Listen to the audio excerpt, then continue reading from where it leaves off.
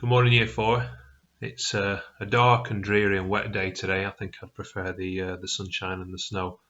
But anyway, I hope you're all well. I hope you had a good weekend, lots of rest, and ready to work this week. So I'll continue our story. I hope you're enjoying it. I hope it just takes you away from the writing and the calculating for a while. Maybe use it in the afternoon. I don't know. Use it whenever you like. Okay, here goes. So he was precious about his key, wasn't he?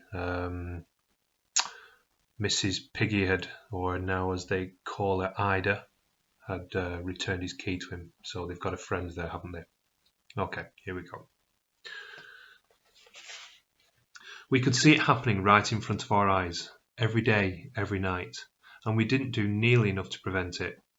There's a lot in my life I regret, a lot to feel guilty about, too much, but I don't think anything troubles me more than what happened to Wes Snarky at Cooper Station. I still have dreams about it, and about him. All these years later, I should have seen it coming. I should have had the courage to stand beside him, but I didn't.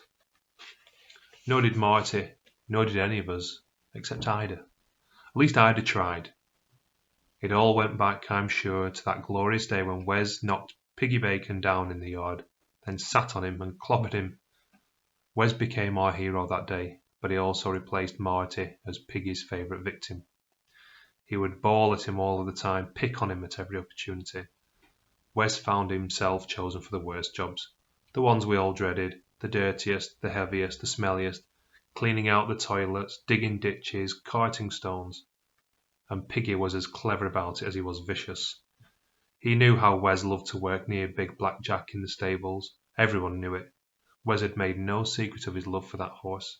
So Piggy deliberately saw to it that he was never anywhere near his paddock or the stable. And he made sure as well that Wes worked mainly on his own.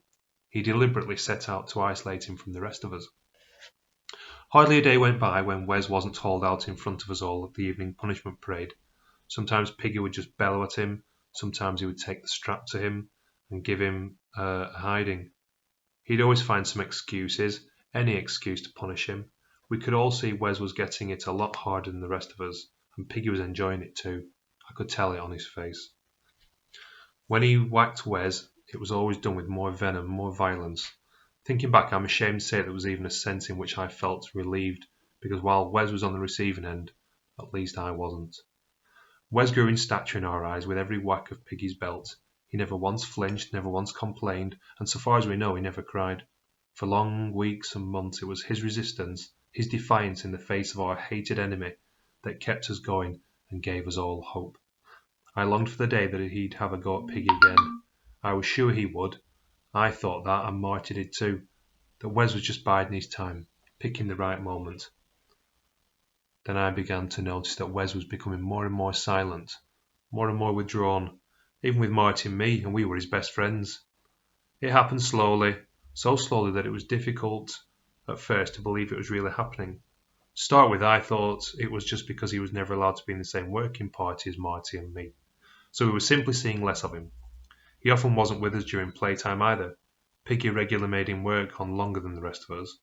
And even when we were together in the dormitory, Wes seemed to be shutting himself off from us. We'd been a threesome, all pals together, but now, however much Marty and I tried to include him, and we did, we could both feel him slipping away from us and turning in on himself.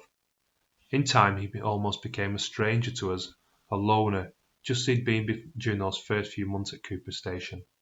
We wanted him to be one of us again because we liked him, and also because we admired him for how he was facing down the loathsome Piggy Bacon and humiliating him every day on our behalf. I thought maybe he was dealing with it in his own way, bearing it stoically and in silence. I thought he could take it. I was wrong. One morning, Wes wouldn't get up for roll call. He lay on his bed and wouldn't move. Marty and I tried to persuade him, but he just ignored us. He turned his face away from us.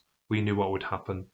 Later after roll call, we were all standing out in the cold, listening to Piggy inside the dormitory doing his worst. We heard him whacking Wes, yelling at him, "You asked for it. I'll teach you. If it's the last thing I'll do, I'll teach you. No work and no food. See how you like that?" Every phrase was punctuated by a swish whack of his stick. He was giving Wes a real beating, and to our shame we just stood there and let it happen. Then we heard Wes talking back, a steely, calm voice. I won't work for you. Not ever again. And I won't eat your rotten food either. You can keep it. Moments later, Piggy came storming out of the dormitory hut onto the veranda.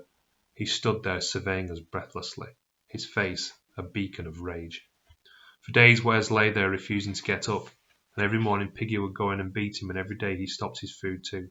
To begin with, Marty and I tried to squirrel away something for him, bread crusts perhaps, but Wes just shook his head. He wouldn't touch anything.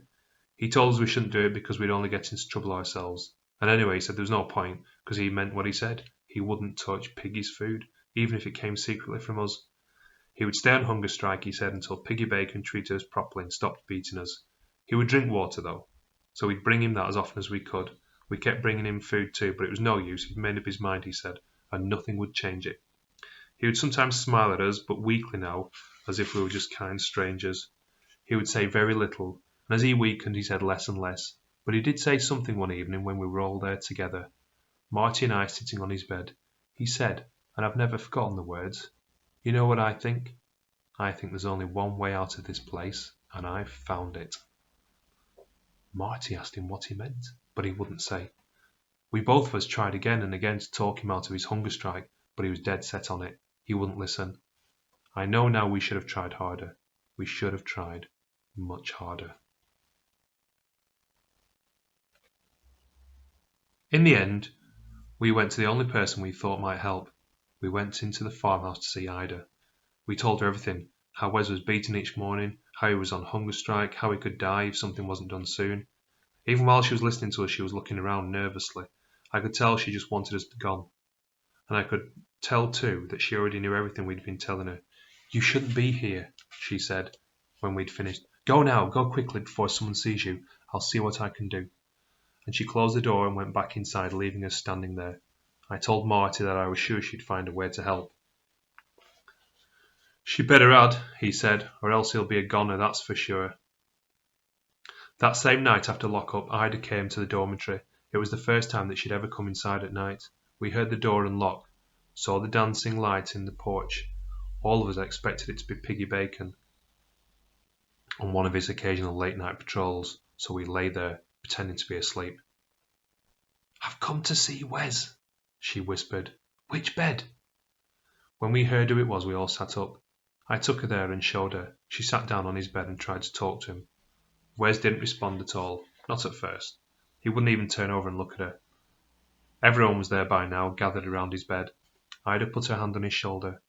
I've brought you some cakes, Wes, and some milk, she said. Please, you must eat. And she opened up the cake tin. I've put a cherry on each one for you. You'll like them.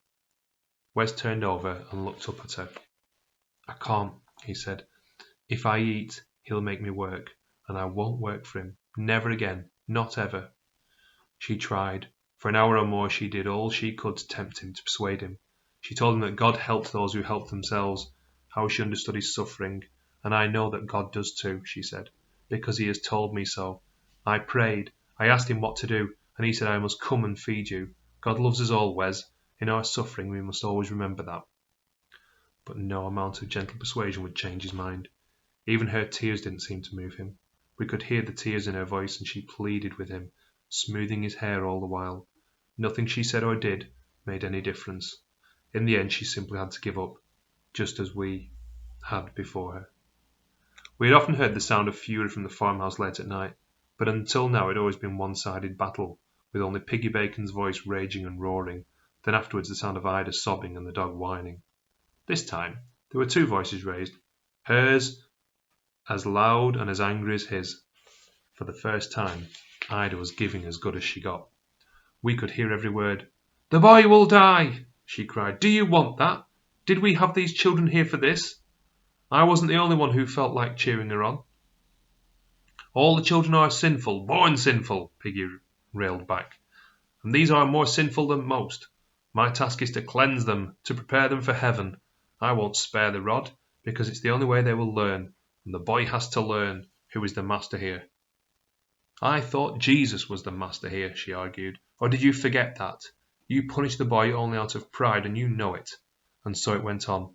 Sadly, though, it ended as it so often ended, with the sound of smashing crockery, of blows, and Ida's sharp cries of pain, and the dog yelping.